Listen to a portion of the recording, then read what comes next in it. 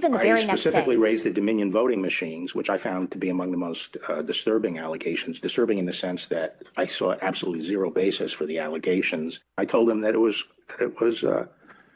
crazy stuff, and they were wasting their time on that, and it was doing a grave disservice to the country.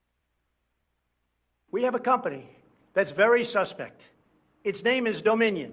With the turn of a dial or the change of a chip, you can press a button for Trump, and the vote goes to Biden. What kind of a system is this?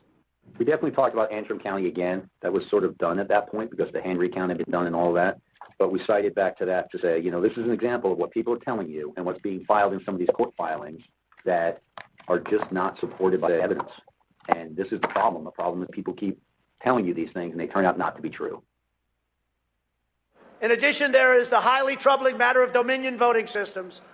In one Michigan county alone, 6,000 votes were switched from Trump to Biden, and the same systems are used in the majority of states in our country. I went into this and would, tell them how crazy some of these allegations were and how ridiculous some of them were.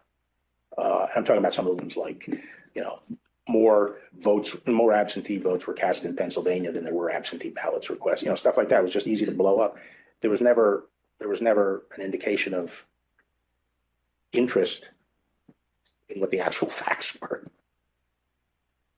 There were more votes than there were voters. Think of that. You had more votes than you had voters. That's an easy one to figure.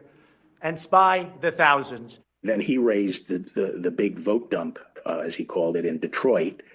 And that, because of the morning thing, I said, Mr. President, there are 630 precincts in Detroit. And unlike elsewhere in the state, they centralized the counting process. So they're not counted in each precinct. They're moved to counting stations. And so the normal process would involve boxes coming in at all different hours.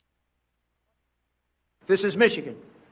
At 6:31 in the morning, a vote dump of 149,772 votes came in unexpectedly. With regard to Georgia, we looked at the tape, we interviewed the witnesses.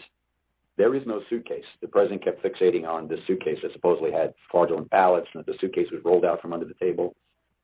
And I said, no, sir, there is no suitcase. You can watch that video over and over. There is no suitcase. There is a wheeled bin where they carry the ballots, and that's just how they move ballots around that facility. There's nothing suspicious about that at all.